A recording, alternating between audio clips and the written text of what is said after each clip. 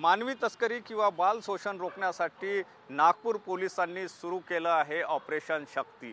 या ऑपरेशनच्या माध्यमातून महिलांची सुरक्षा, महिलांकडून करवल्या जात असलेला देहव्यापार किंवा या सगळ्या बाबींवर प्रतिबंध आणणे, बालकांचं कुठे जर शोषण होत असेल तर ते थांबवणे, या सगळ्या बाबींना घेऊन पोलिसांनी हे ऑपरेशन सुरू केलेलं आहे।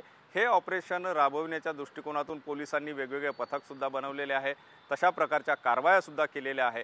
अनेक ठिकाणी शहरामध्ये ओयो हॉटेल्स निर्माण झालेले आहे आणि चर्चा अशीही पुढे येते की ओयो हॉटेलच्या माध्यमातून देहव्यापाराचा व्यवसाय मोठ्या प्रमाणात केला जातो, म्हणून या सगळ्या ओयो हॉटेलच्या मालकांना किंवा त्यातल्या मॅनेजर्सना यांना बोलवून पोलिसांनी त्यांचं मार्गदर्शन केलं, त्यांच्यासाठी एक नियमावली सुद्धा आखून देण्यात आलेली आहे। त्याचप्रमाणे ज्याप्रमाणे हा देहव्यापाराचा व्यवसाय वेगवेगळ्या ठिकाणी सलून असो, स्पा असो, अशा ठिकाणी जो केला जातो आहे त्याच्यावर सुद्धा त्यांचं सुद्धा मार्गदर्शन करण्यात आलं, त्यांना सुद्धा नियमावली घालून देण्यात आली आणि अशा प्रकारचा व्यवसाय करणाऱ्यांवर कडक कारवाईला सुरुवात सुद्धा केलेली आहे। ऑपरेशन सुरू होताच 3 ते 4 ठिकाणी अशा प्रकारे कारवाई करण्यात आलेली आहे। अनेक हॉटेल्स मध्ये कारवाई करण्यात आलेली आहे, काही स्पा सेंटरवर कारवाई करण्यात आलेली आहे। एकंदर म्हणजे महिलांच्या सुरक्षेच्या दृष्टिकोनातून किंवा लहान बालकांचं होणारं शोषण या दृष्टिकोनातून पोलिसांनी हे पाऊल उचललेलं आहे।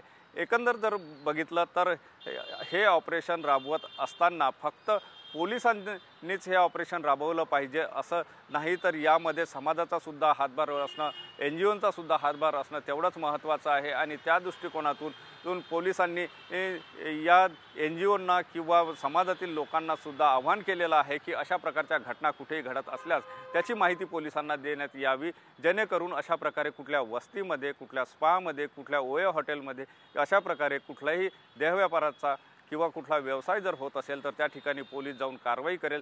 सामाजिक सुरक्षा विभाग जो आहे तो सचेत झालेला आहे। सामाजिक सुरक्षा विभागाकडून अनेक ठिकाणी कारवायांना सुद्धा सुरुवात झालेली आहे।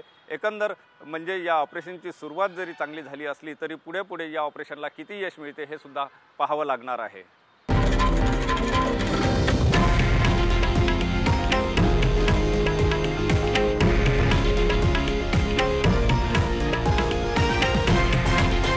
हे आहे देशातील नंबर 1 न्यूज नेटवर्क आणि आपण पाहत आहात TV9 मराठी, एकमेव।